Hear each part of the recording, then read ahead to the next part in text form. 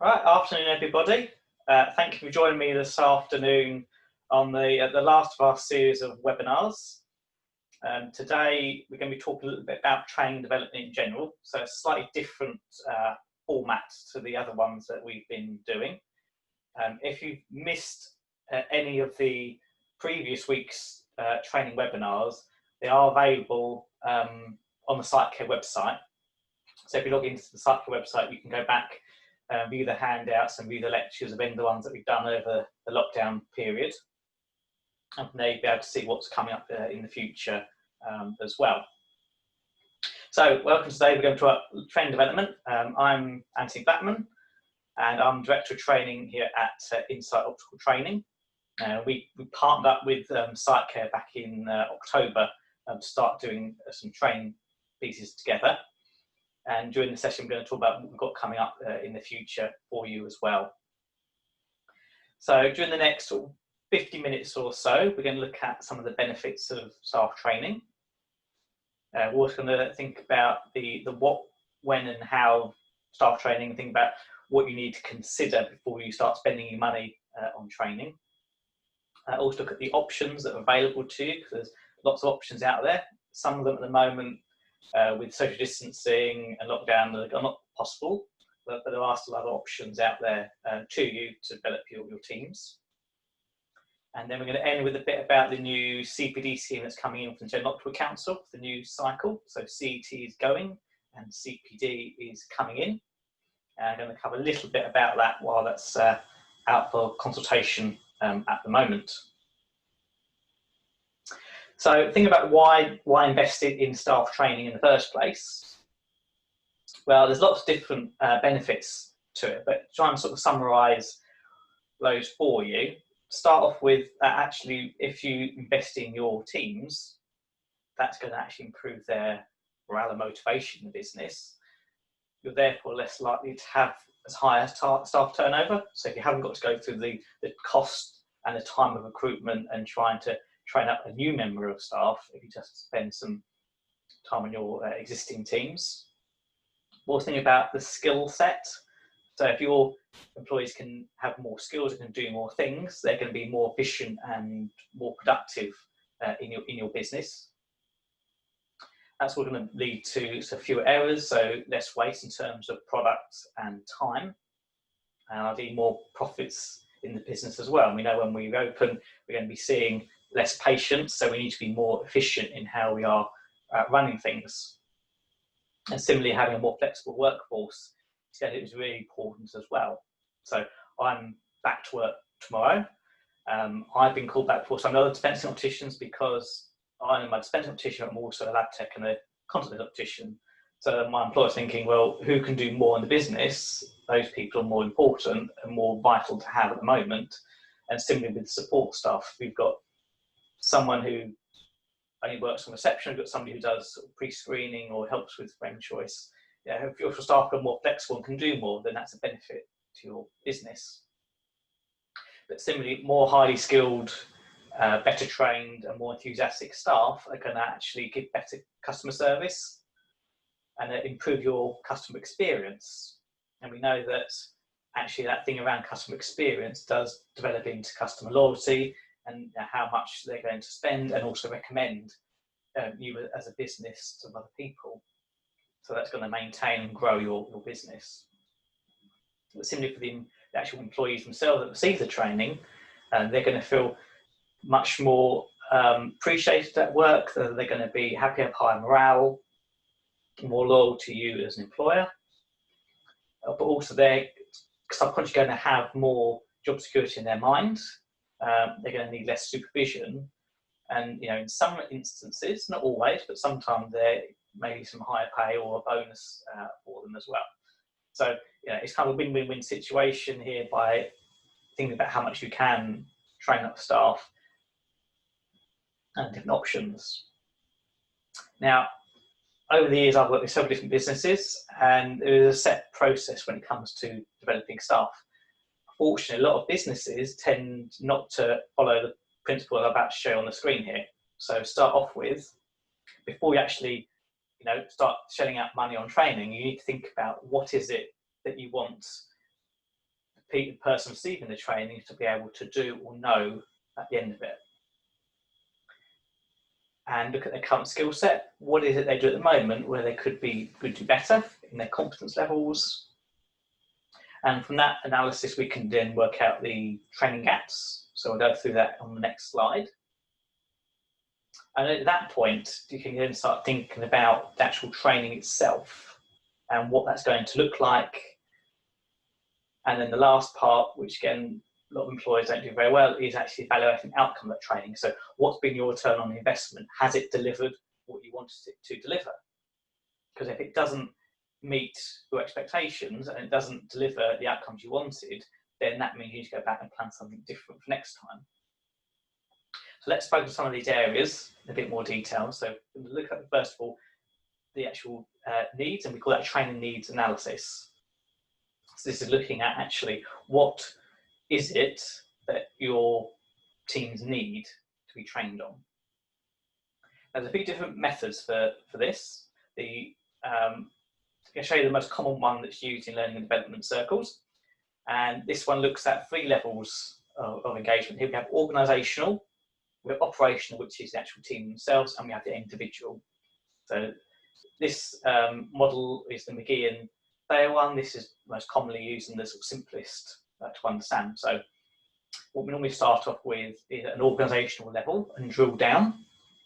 So this is a very simplified example. Normally in practice we do something a bit more in-depth and a bit more focused, but just to give you a bit of an idea of the sort of thing that we could cover with this analysis. So think about the work that we've done with a company at the end of last year. Was looking at operationally as an organisation, their year-on-year sales were down. So that's looking at the organisation as a whole. How was it? So then start looking down across their 5 practices to see actually in the practice level, the average order value was lower and they were dispensing less additional pairs to each patient. So the diaries were still full, they were still dispensing lots of people, but the amount of actual revenue per patient was down. And then if we draw down from the team level then to the individual level and think about the actual people dispensing and their needs, actually it came down to the fact that they had a lot of new staff and some of them didn't have very good product knowledge, so they weren't able to recommend and understand the benefits of the newer and better quality lenses and the benefits of additional pairs and things like photochromics and polarized lenses. So they weren't recommending those to patients, then were less likely to take those offers. So therefore, average order was down, and then overall cost of 5 practices, sales were down. So from this, we can then think about setting our training needs based on starting with a problem or perhaps a goal you want to set. We can then filter that down thinking about the jobs and the tasks that are involved in delivering that goal or solving that problem. And then when it comes down to the individual and the person that's going to receive the training, we need to think about their knowledge, skills and abilities. And what I've added in here is attitude, because that's actually really important as well. And we need to have people within the business that actually have the right ethos and attitudes to it. I worked with an area manager quite a few years ago when I was fully employed, who said that if you can't change the people, change the people. And that is that, if people are in your business without the right attitude, they're not going to deliver what you need as a team or as an organisation. So we need to think about this knowledge, skills and abilities piece. And this is, again, the main part of the training needs analysis. So whether it's you undertaking this or you're getting somebody else to come in and do it for you, our starting point is normally looking at a job descriptor. So these things usually tend to be out of date when we look at them. So often they need a bit of updating. Some employers don't have them at all. You might have developed one when you last recruited somebody, but you may find that that's not right anymore. If you don't have a job descriptor, then if you're a site care member, if you go to the site care website and look at resources, there actually are some job descriptors on there you can download and use as templates. And they've got them there for practice managers, optoms, DOs, receptionists. There's about 7 or 8 different ones on there you can download as a starting point for you if you don't have one of these already. Other areas we normally look at in looking at what people need to be able to do to fill a role is actually asking the individuals themselves, what is it that you think you need to be able to do to fulfill your role? Often that's actually done as either as an individual or as a group by asking people. If we're dealing with somebody who's got people across more than one site, then it normally be a little questionnaire instead. And the third method you can use actually is an observational role, which obviously if you're an optometrist or testing, then that's a more difficult. If you're practice manager, it's a bit easier to just observe people in their roles and what is it that they do. And also think about what you want them to be able to do. So that process is going to generate a list of knowledge, skills and abilities.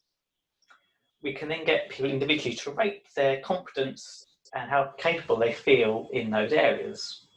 So normally keep it simple, you just range of 1 to 4, from not confident or not competent up to always confident, always competent. And just seeing where people feel that they are. And competence and competence don't always go hand in hand. Sometimes someone can be highly competent and not be competent, and vice versa. But it's important to look at those areas because that's going to help us identify where the gaps are. So the whole point of training analysis is to try and bridge that gap from where people are at the moment in their current performance and behaviours through to where we want them to be. And where do we want these people, what desires do we have these people to be able to do for us in the business? And it's that gap that we're going to try and fill with the training.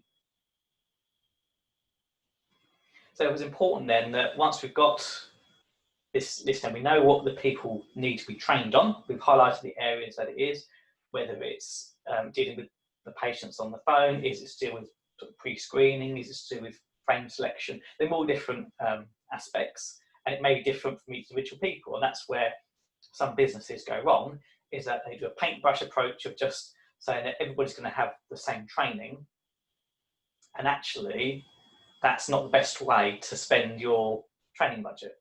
You need to focus it on what individuals need and ideally look at something where you can tailor it to individual needs rather than just giving everybody the same, because everybody doesn't have the same skill set. So when it comes to the planning stage, you're going to have some considerations. So you're going to need to think about what it is you want to develop, and that's why it's important to have that analysis to know that person A might need something, but then person B might need something else. There'll be some commonalities around this, but there'll be some customization needed. And so ideally you want to work with something where you can have more control over the training they're going to have. You think about the timeline and how soon you want them to be able to achieve that, and being realistic as well. Whether that's 1 month, 6 months, over the course of the next year, if you want to drip feed it in. Also thinking about your budget, because that's going to allow it to access certain options over others. Some businesses only want to spend a few £100, others might want to spend a couple of £1,000. I expect after lockdown you might be more towards £100 rather than thousands of pounds, but there are different levels of options out there for you. We always think about the person's availability, so when will they carry out the training? Because if you're going to put 4 staff on a workshop, the chances are that workshop's going to be done on one day, and you're going to all of a sudden have 4 people out of business. That's not going to work. Similarly, if you're going to give people something to do online, you've got to think about when will they access that. Are they going to have an hour a week to do something online, or are you going to expect them to do it at home in their own time? And also take it back to their own abilities. So certain courses require certain skill sets. So if somebody wasn't very good at maths, for example, you wouldn't go and put them on a technician's course level 4 where there's lots of maths. So you've got to think about their starting point, and are they ready to take the jump for training, or they need something in between to bridge the gap to give them better skills before they move on to a particular course. So when it comes to planning, we use the 5 W's.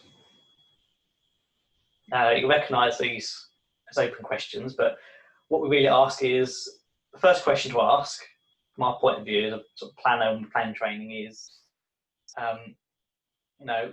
why do people need this training? What is it? And that's kind of linking back to the in training analysis and the organisational goal or problem.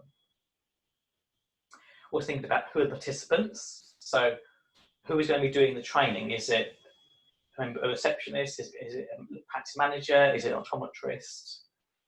So we found, when we've done things like workshops, we get quite a mixture of people. The last workshop we did, we had a manager and a receptionist from the same practice. So different roles, but actually they had different experiences, and that made quite a dynamic workshop. But similarly, if you're doing something online or involved something on a distance learning course, you've got to think about who is that course aimed at? Is it right for that person? Thinking back to that knowledge, skills, and abilities, what's the content of the training? So does it contain what that person needs and what you think they should be trained on? There's the when, so when it's going to take place, and the where it's going to be in your practice or online. So by doing this model, we'll then know what the expected outcomes are going to be from the training. From the training point, you've got to think about how many people are going to do the training, and it might be that you do several different methods of training. Might be using mixed approach is pretty good. Take into account that the people's experiences. You're going to know that you've got the right topics of content and that the course is going to provide the right resources. There's no good them just saying this is what we're going to cover. It's how they're going to cover it. Have they got the right resources to deliver that training? And then we can plan in then the when. So when you expect them to do it, if it's online, is it flexible or is it fixed dates and times? And that's going to fit into your business diary. And then the final, there's that location. So at the moment, we're going to be doing virtually face-to-face stuff because of lockdown and social distancing. But are there opportunities for in-practice training to be coming to you, or the stuff you can do online or distance learning to achieve those goals? So we've got the different methods. So the face-to-face is usually the most expensive, but actually some people find it really good because you've got that dedicated small group training. Yeah, distance learning. So some people enjoy that because of the flexibility. So face-to-face is usually fixed. You've got these set session times. Distance learning is usually more flexible, but there is that issue people can, for example, isolated to doing it on their own. Whereas if you've got a couple of people in the practice who are doing the same course, then all of a sudden you've got two people, they almost form like a study group, and that actually motivates people to stay on the course and stick to it. We have online learning, so that's most of our course at Insight, where people can actually log in on tablets, phones, different computers, and actually do more bite-sized chunks of learning. And then the fourth type is a blended learning approach, where it's trying to mix in the benefits of the face-to-face with the benefits of distance learning. That comes to be more complex to manage because of different elements, but for some types of learning that works really well. So in terms of options, we've got lots of different things to look at. And I've tried to put these in order of cost and time, starting with the quickest and cheapest down to the most expensive and the longest to achieve. So start off with, it might be an online session, such as some of the Optical Assistant webinars that CET has been offering over the last few weeks that I've been delivering. Something that's quite short, one-off online, simple to do. The training could be an offline activity, something like a CET article where you just have a magazine there and read through it. It might be a practical session, so perhaps you're showing someone how to use the auto-refractor or how to reflow the supra. It might be a structured workshop where actually you've got a mixture of theory and practical, so that tell, show and do principle. It might be a course that involves a short course, so something about something that's available on the SiteCare website. Some of these short 4 or 5 week short courses just to give someone a specific skill. Or it might be something that's actually a longer course that actually is a qualification at the end of it, and actually having a recognised qualification that they can take away from that training as an end result. Now, linked with training is usually some kind of assessment. So some things may be not assessed at all. So the webinars we did the last few weeks, they've had no assessment, it's just been literally a login and watch. Something might be a knowledge check. So think about the CET quiz. Normally there'll be some questions at the end to answer, and those just checking that you've actually covered the objectives. And there might be an actual structured exam involved, even if it's a course. There might be an assignment. So a lot of the stuff we do at Insight actually covers knowledge checks, exams and assignments to try and give that broader mix. So with an assignment, you're actually pulling together knowledge that you learn and then applying it to a scenario. And there might be a practical session.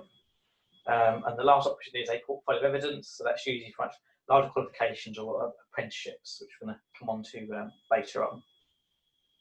So it is important to actually look at that assessment bit as well as the actual training itself and how it's going to be assessed, if it is assessed at all, and how that could impact on the outcomes. Which leads us on to the fifth element, which is this evaluation of learning. So a lot of businesses we've worked with haven't done this properly in the past, but there's 4 levels of evaluation. There's the first level, which is the reaction stage. So how did somebody feel about their training? So you could just ask when they got back, how was that workshop, or how did you find that online course?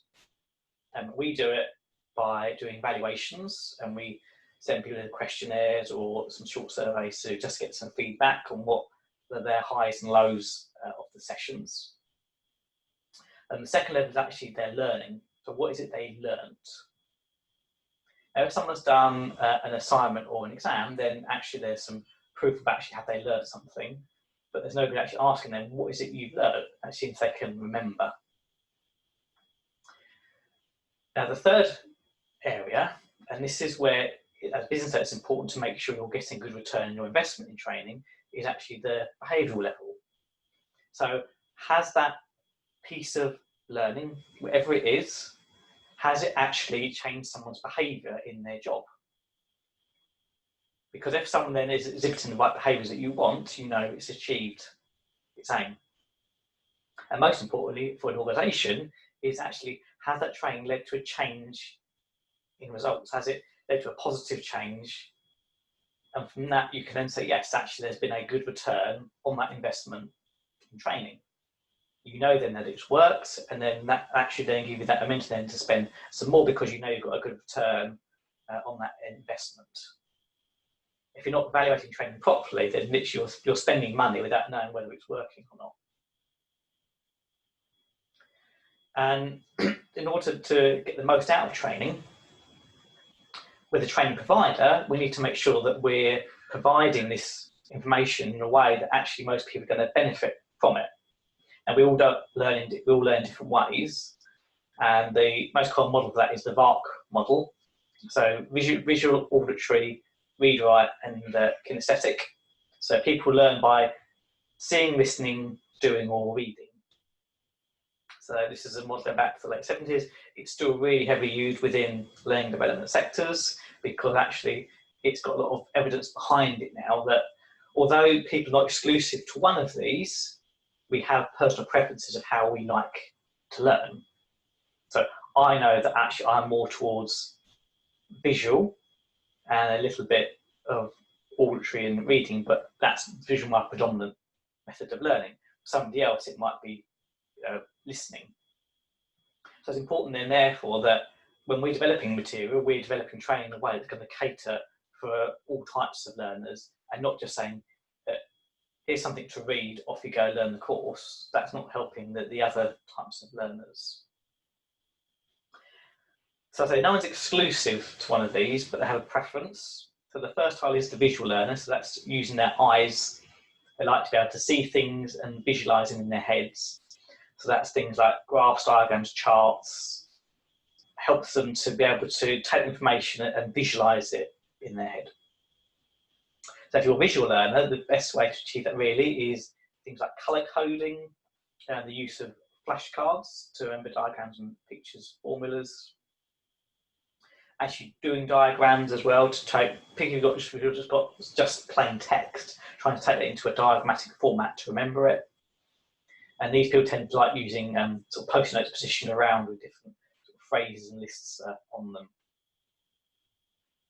So this is where having something material that's quite visual is going to be good. So how does the training have access to lots of pictures, diagrams? Does it use things like infographics as well, which is a great way to get information across social media, is having that graphical representation. The auditory learner is biased towards using their ears to listen to things. So these people quite like webinars and lectures. Similarly, they'll also like to have a discussion with somebody. So they like to talk about what it is they've learned, and that discussion helps it to sink in. But also they like things like sort of podcasts and YouTube videos and things like that as well. So for our auditory learners, you sometimes find that sometimes they actually read things aloud. They prefer things sort of discussions or group-based activities. And there will be people that seek out things like podcasts and videos. And when it comes to revision, they benefit best from actually recording voice memos of list things and then listen to it back to help it sink in, rather than just reading it. Which brings on to the third type, so the read writer. So these are the people that quite like to get the books and the traditional texts to read. They're also quite likely to make lists and seek out books from the library, for example. So the tips we have for these type of people is actually reviewing handouts. They'll tend to make notes on them. Either recommendations of books or providing knowledge. So in Insight, all our courses, we provide a manual with them. Now within that we do have diagrams and things as well to help it be colourful for the more visual person. But for the reader type, they find these really beneficial as opposed to the online resources that link to that, like the videos that we have online as well, to try and cater different learning types. The read writer are the sort of people that actually tend to rewrite things as well. So if they have any notes, they'll tend to, or text, they'll rewrite it in their own words, and that helps it to sink in. Similarly, these people like assignments. They like to be able to write about what it is that they've learned. And then the last type is the kinesthetics. These are people that prefer to actually do, so they learn by doing rather than being told the theory. So these are people that will get that flat pack from IKEA and they'll have a go at building it without reading the instructions. So for them, it's using senses, it's using being able to touch and experience things, and that's how they learn, by being more hands-on. They also quite like things like role play activities as well, because it's actually getting them to actually do something rather than sitting and being an audience member. So these people tend to prefer studying in short blocks. So if you present these people on a long all-day workshop, you're going to need to know they're going to need lots of breaks during the day in order for it to sink in. Because if you sat in there for a 3-hour optics lecture, that's not going to work more than if shorter sessions. I said for role play, and you'll find as well that actually these people tend to revise better when they're actually more active when they're revising. I think for the gym, we see people there on exercise bike, we sort of think in front of them, reading them to help it sort of sink in. And so we're not all exclusive to one of those domains, and the evidence behind the VART model over the years has developed 2 multimodality modes. So we have a VART 1 type. So these are people that are more flexible. So they'll actually apply a different preferred learning style to a different situation. So depending on what it is they need to learn will depend on the learning style that works best for them. So again, having a provider that's going to give you lots of different modalities of learning style is going to help them. There's also the VART 2 style. So these are the people that traditionally would have been classed as slow learners. So these are people that actually need to actually complete their learning by experiencing different modalities. So somebody who perhaps has to attend a lecture and read a handout and do an assignment, and using different learning styles to complete that learner journey. And the VARC 2 people actually tend, at the end of it, to have a better grasp and understanding and a better long-term remembering of that knowledge, but they need it in different formats in order to achieve the learning. If you're interested in VARC, then actually if you Google VARC questionnaire, you can find that the questionnaire is online. It's less than 20 questions. There's multiple choice, so you've got your 4 answers there. And then with that, there's answer sheets that helps you then to pick out which type you are, because it grades each of the multiple choice answers a letter code, and then you can see which is the more popular. If you got online, content being insight, because we've got it, because we use it on some of our focus groups for new training material.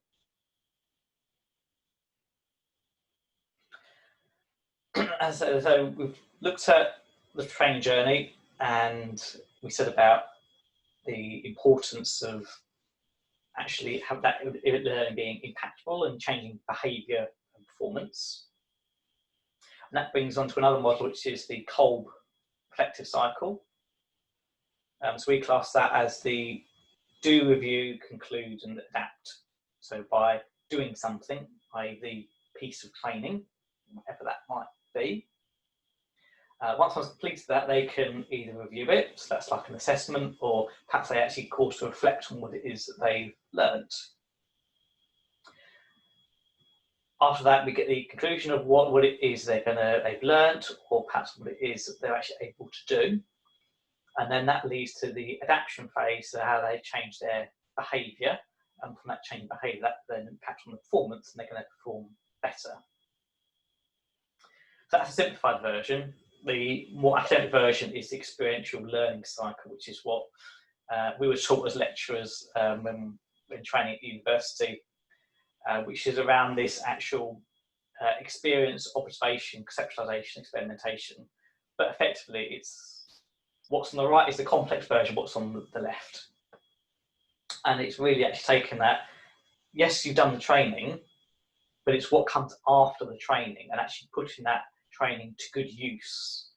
You know, good sense on a training course if it's not going to change their behaviour and performance at the end of it.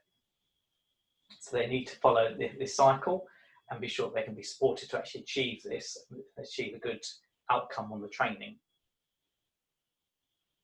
So that was a lot of theory stuff about training models, which as an L&D person, for me, that's quite interesting about how people learn and how, as a training provider, we can best support people to learn and the resources that we provide to suit different learning styles. But what training is actually available out there? So first of all, there's what's been popular in lockdown, which is webinars. So CET has a library of webinars that have been done over lockdown. I know I've delivered quite a few of those myself, but there's been other ones as well. If you look online, you'll be able to review back and look at those again. So there's no harm actually sending people the links to those and to go and watch that just for 50 minutes, an hour to learn something. And the optical ones that I know I did, where you had understanding UV light, low vision aids, body language. Last week's on contact lenses, but there's been other ones as well around things like dry eye as well. There's a whole library of them that you can access for free on the CET website as a membership benefit. So that's a nice sort of short, quick things. Since Insight's been working and partnering with CET, we developed some workshops. The workshops at the moment aren't run because of the situation we're in with lockdown and social distancing. There is still the option of bespoke day or half day course in your practice. But again, I think once we get towards opening, we're going to see a certain influx of patients that may not be an ideal option for you. Yeah, the alternative one that is also available are individual short courses or online modules. So again, as a CET member, you can access these. If you go to cetk.co.uk/training, you'll see the top part is about the workshop. If you scroll down to online learning, there's a link there that takes you through to a list of these academy modules you can do. There's 10 standalone modules. As you see on the right here, there's a list of all different things they cover, from about the eye itself through to introduce people to frames or lenses, contact lenses, screening processes, lens treatments, that's like tints and coatings, understanding the glazing process, fitting spectacles and repairing them. So this is all just a list of, they're short courses, around about 4 to 6 weeks that you can access. As a site member, you get quite a big discount on these, and they can be started at any time of the year, and people can do some of them at home as well. They don't have to be in work to do these.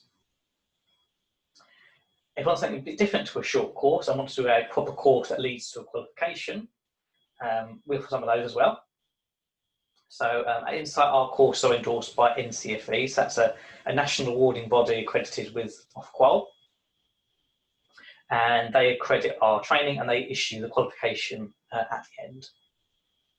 So at the moment we have our level 2. So this is for people fairly new to optics or haven't got a formal qualification at all. We offer a certificate level. So that's where you or the learner picks 4 modules that are most relevant to them. This is that customization element. You can pick what suits individual people, and you might have people doing different units in your business, and that's fine because you're tailoring to what they need. Certificate is usually only around about 5 to 6 months of training. And then we also have a diploma. That's a much bigger course, so 8 units. Most people take around about 10 to 12 months to complete that, to get their qualification at the end. And then beyond that, there's a more advanced one, which is the level 3 version. This is a bit more for experienced people or people that want slightly more sort of supervisory capacity and a bit more experience. And again, we have a customizable certificate or a diploma. If you're watching this and you're in Scotland, we receive some money from NEST, so NHS Education Scotland every year, and they help fund a Scotland level 5 and level 7, so that's the equivalent to the UK level 2 and level 3. And they helped fund this certificate in Scotland. They run from April to December, and we have a set amount of places available in that one every year. So whereas the level 2 and level 3 are open all year round with no fixed start date, you can start whenever. If you look out on our website and online, during January, February and March every year, we open these up to applications so that people can start in February, and you see about 80% of the funding comes from the Scottish Government. Also take a look, because next year we've got some courses around audiology coming online. So if you do hearing care in your practice and you want your staff to have a little bit of understanding about hearing care, we're going to be offering a course on that. So it's level 2 again, so quite entry level, but it will give you the basics, be able to handle a lot of the general questions that people have when they come in to ask about hearing care.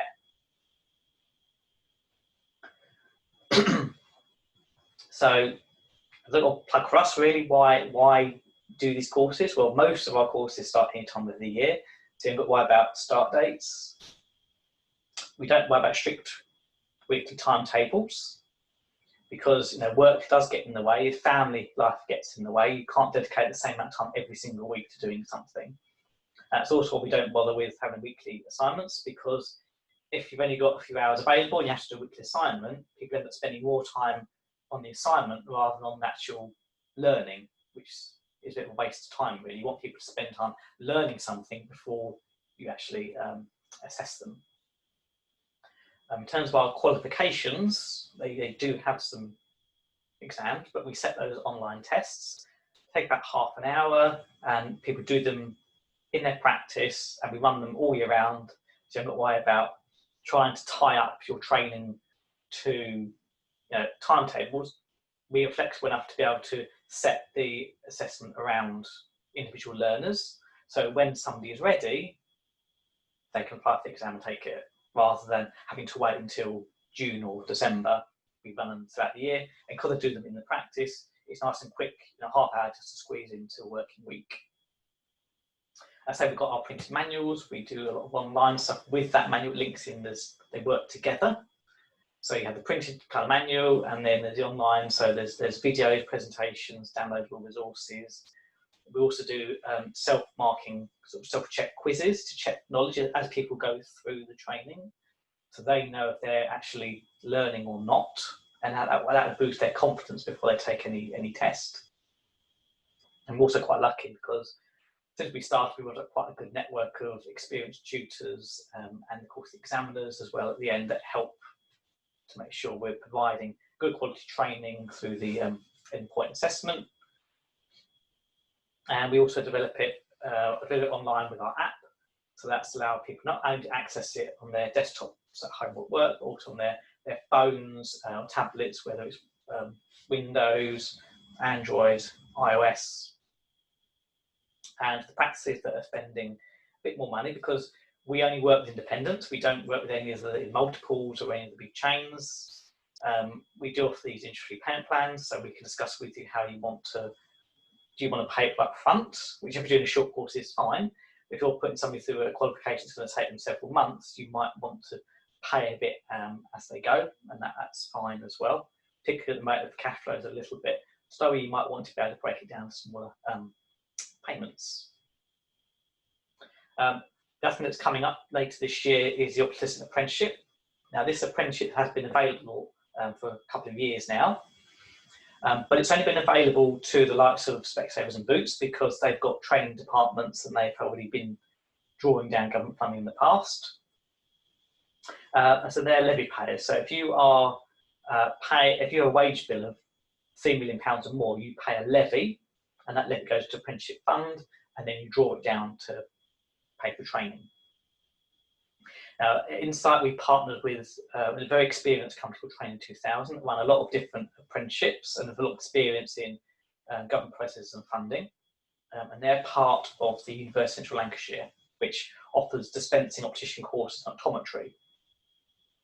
So this partnership between us, our three groups, means that we're going to have a pathway that can take someone as a new recruit into optics at level 2 and take them all the way through as far as they want to go, whether that's to a level 6 dispensing optician, a level 7 master's in optometry, or maybe even a professional doctorate in optometry. So we're going to have that nice career ladder in place. Hopefully starting in October this year, when we sign the contract later this month to start the marketing. Now, as independent practices, you've not been able to access this before, and also you're not paying the apprenticeship levy.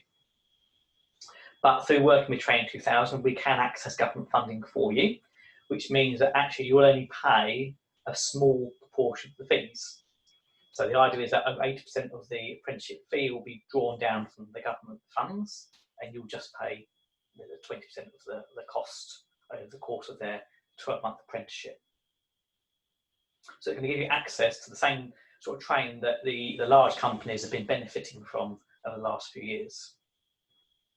Our one's a bit different. So with this level 2 apprenticeship, we're making it as a dual award. So NCFE will also be including within the apprenticeship the level 2 diploma. So at the end, someone doesn't just complete their apprenticeship training, they actually complete a proper qualification as well. Now you can do this in two ways. There will be two routes. The first one being if you want to upskill some of your existing staff. So if you've got somebody that doesn't have any formal qualification in optics, or perhaps they are doing only reception duties and you want to be involved in dispensing, then you can offer them an apprenticeship contract, and Training 2000 will work with you to offer that person a new contract as their apprentice. The alternative, which is more popular in other sectors, is the new starter approach, where you decide you want to take on an apprentice, and then Training 2000 can help you to find somebody who wants to become an apprentice, optical assistant. They will vet them for you, and that means that the people that actually apply for your apprenticeship role will be people that actually have the right skill set to start. So keep an eye on the Insight website for that, or if you want to take down my email address at the end, you can email me and we can keep updated as when that starts to go live. We're going to have about 20 places starting this October as our first cohort, and then for next year we'll be having several intakes during the year. And that's our general website email address as well, if you wanted just to see email that one. Those emails will get passed on to me if they involve apprenticeships. So just another option that's going to be available to you. And the thing with the apprenticeship is it's much more practice based. So it does involve a lot more of not only theory but also practical skills as well. Now, what's coming more speedily and going to come later this year is with site care. Insight and Site Care got together to launch Practice Performance. This is a series of online webinars that are interactive webinars, and each of the 3 modules we've got planned, we've delivered across 4 online sessions they can access from home or from work. And these are going to cover different topics, and the idea is that the different sessions will be around one different theme for the certificate and the module. The first one we've got is the presbyopia module, so it's going to look at the 4 sessions and the aging eye, multifocal lenses, spent to intermediate distances, and presbyopia correction contact lenses. So these are phrased as a short course. So people can log in for our webinar over the course of 4 weeks and have that interactive webinar training. Actually, site members get around about 50% discount on that. And just we're actually providing that engagement that they might have got on a formal face-to-face workshop, but delivered in an online format for them, without you having to send them away from the practice for a whole day or pay the travel costs. They can do it in small 4 chunks while actually in the practice. We're going to have the presbyopia module. The other module we're going to have is the dispensing module, looking at the aspects of dispensing, so your safety eyewear, tints and different coatings, in particular sort of blue light coatings, driving lenses, looking at sports eyewear, things like photochromics and polarized lenses, and also the high RX dispensing, so things like your +8s, your -10s, and how we can best manage those patients. And then the third certificate module that is going to be quite popular is going to be for the new to optics people. So this is somebody who's not been in business very long. This is going to look at the anatomy of the eye, what's involved in an eye exam, and as well as covering the understanding of prescriptions and introducing them to what spectacle lenses are, just to give them that good foundation knowledge in your business. So those are coming later this year. So keep an eye out. They'll be available through Site Care, and as members you'll get a really good discount on those. So the last bit to touch on are the changes to the CET cycle. So for your professional colleagues, CET is going and it's being replaced with CPD. So for the new cycle starting January 2022, it can be the CPD cycle. No more core competencies, they're going, and they're being replaced with the standards of practice. The standards of practice document came in this cycle, and that's available on their website already, and there's 19 standards that they think that professional should have within optics. By having a CPD cycle like other health professions have got, it's more flexible. You can tailor it to your specific work environment and how you operate, as well as actually trying to promote you to develop new skills as well. As a provider, we're going to have some new rules as well to follow for the new system of CPD, and part of that is auditing. So providers, we're going to be 10% of us be audited every year. As registrants, 10% of you at the end of the cycle will be audited for your CPD as well. I'm doing a blog post about this for Site Care, so in the July newsletter there'll be a piece in there about this change in more detail. But just sort of show some of the elements around it. So some bits are staying the same. So it's still going to be a 3-year cycle. You're still going to need your 36 points, of which half are interactive.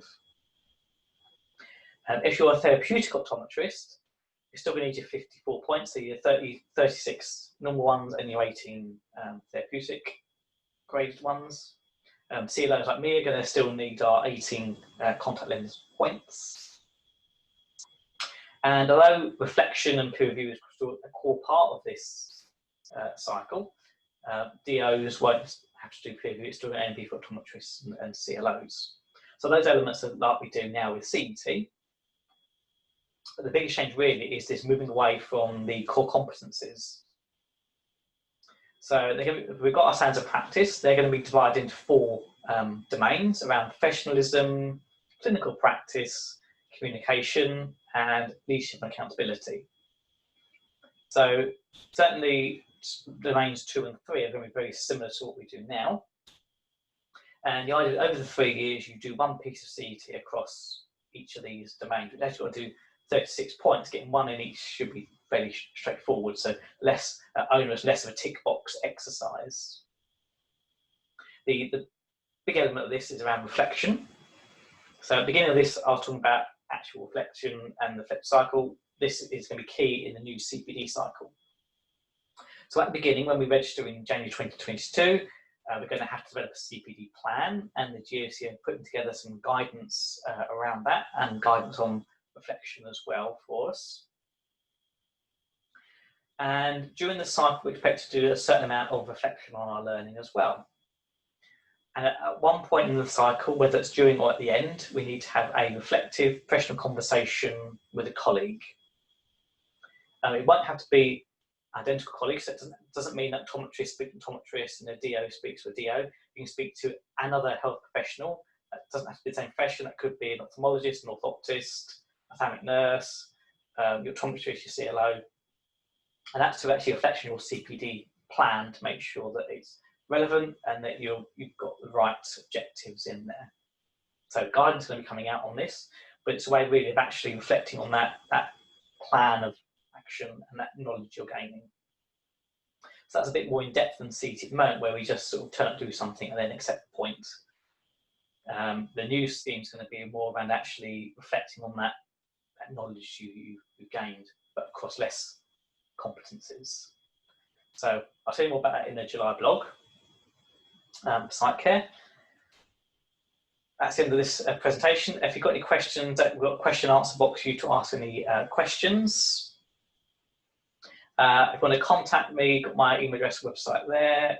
Also on Twitter. Don't forget to look at the Site Care website, so sitecare.co.uk/training, because that will show you what's available direct through Site Care, and that's where you'll be able to access those new webinar-based interactive modules when they come out in a couple of months' time.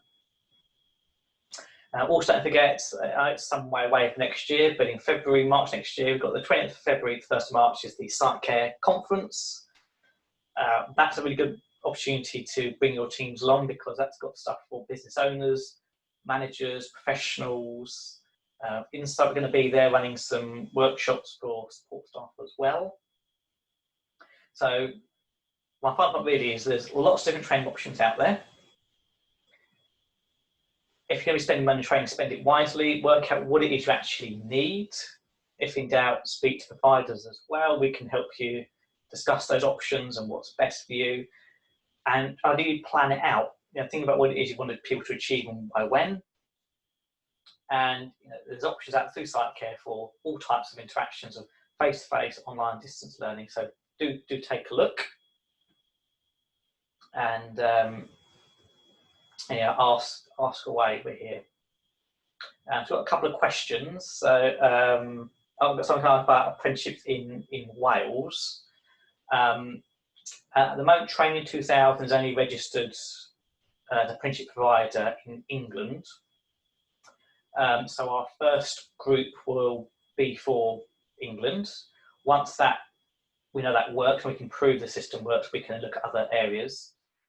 Certainly within Scotland has its own independent system, completely different from the UK, and Scotland developed its own apprenticeship separate from England. So yes, we are looking at Wales and Northern Ireland, but at the moment, as a new option, new provider, we're starting off with England, because that way we can get the numbers easily to start off our first cohort. But once that first lot starts in October, then we can look at Scotland, Wales and Northern Ireland. So yeah, that should be something hopefully to come in the not too distant future there.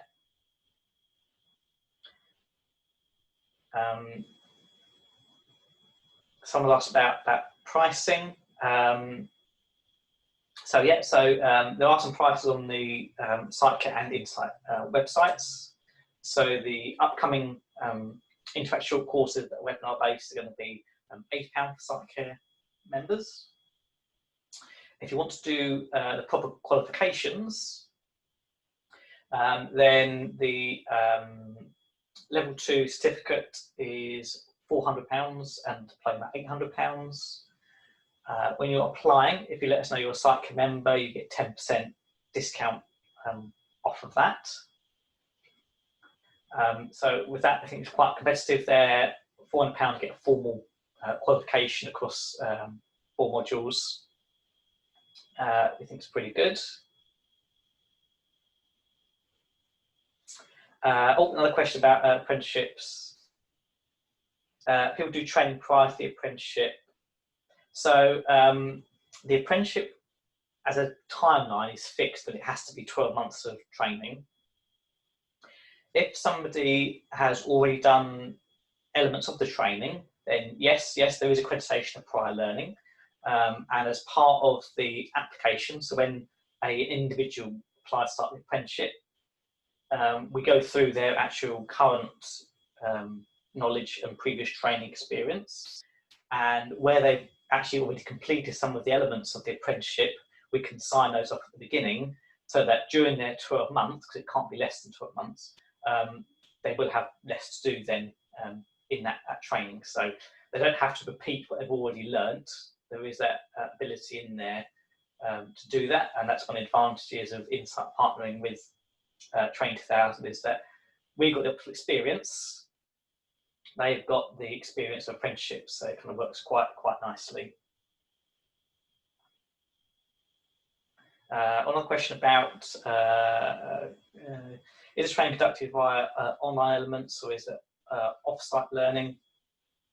So yeah, we have got some off-site in terms of workshops, but we paused those for this year because of the coronavirus, and we're going to restart those in the new year, starting with the CiteCare conference in February. In terms of the online elements, we've got those interactive online courses, which are delivered purely online as short sessions, whereas the Insight Academy and the courses are main distance learning with a few online elements. In terms of the apprenticeships, the method we're using, because we're linking it with our level 2 qualification, the apprentice will receive their learning packs to the practice. They'll get the big manuals with some of the theory elements in, but the most of the training is conducted on site for them to be able to, although technically they have to do some of their training as off the job, most of it actually is delivered through doing things in the workplace to build up their portfolio, but also through online elements. So rather than us organising lots of workshops, instead we are going to have interactive webinars as part of the apprenticeship. So as somebody starts a different module, because the apprenticeship is made up of 10 modules, every time an apprentice starts a new module, there will be an interactive online session with me or one of my other trainers discussing the theory and how to complete that module. The apprentice will also have a personal tutor that monitors their progress through the apprenticeship, and they will have regular phone calls or Skype conversations with them. The idea really is to keep the apprentice with you in the workplace as much as possible, rather than having to keep pulling them out for stuff. We can do most of it through online methods or visiting the workplace to see the apprentice as a supportive role, then we will do. So we're not going to make them be away for weeks at a time on blocks or anything, because that's not very practical for business owners. We're going to keep most of it as a mixture of online and distance learning with you. Perfect. So that brings us very nicely to the end of our hour. So if you've got any questions, feel free to email me anytime. And then to keep an eye on the CiteCare website, so CiteCare.co.uk/training, because there's good stuff on there. And we've got more stuff coming up over the next few months as well. Not just the apprenticeships, but say the online webinars as well. So thank you very much for your time. I hope you've found that really useful. But don't forget, Insight is a partner of SiteCare, so we are here to support you guys as independents. So please do feel free, if you've got questions, not just about apprenticeship, but just about CET or anything else, you know, please do ask anytime. Thank you.